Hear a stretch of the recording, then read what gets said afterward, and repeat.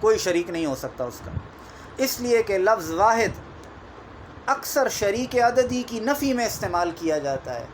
ایک یہ 2 کے مقابلے میں ہے، 3 کے مقابلے میں ہے، 10 کے مقابلے میں ہے، عدد کے اعتبار سے ایک ہوتا ہے، تو وہ اپنے لیے عدد کو بھی نہیں لایا، احد لایا ہے۔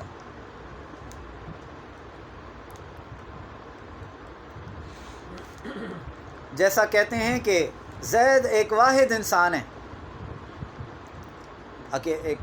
ایک آدمی ہے نا، زاہد واحد انسان ہے، یعنی ایک آدمی ہے، حالانکہ وہ 2 ہاتھ، پاؤں، آنکھ، کان، بہت سارے اجزاء رکھتا ہے، لیکن یہ نہیں کہہ سکتے کہ زاہد احد ہے۔ سمجھ رہے ہیں؟ تو احد نہیں بولا جائے گا۔ بس احد وہ ہے جس میں تقسیم بالکل نہیں ہو سکتی، تقسیم نہیں ہو سکتی، یہ معنی حق سبحانہ و تعالیٰ کے ساتھ خاص ہے۔ سمجھ گئے؟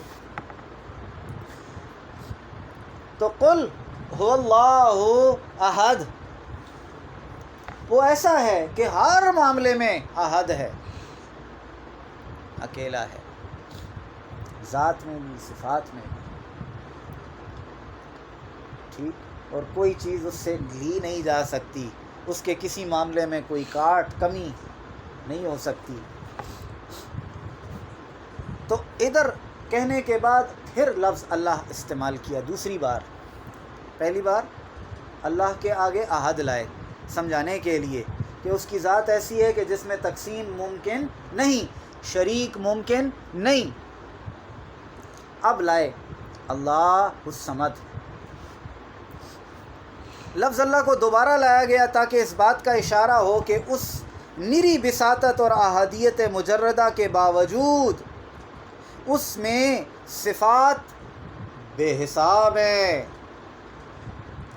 یعنی احد بھی اس کی صفت ہے، صمد بھی اس کی صفت ہے، ذات ایک ہے، صفات خوبیاں ناتمام ہیں۔ تو بیٹا خوبیاں زیادہ ہونے کا یہ مطلب نہیں ہے کہ اجزاء بھی زیادہ ہوں،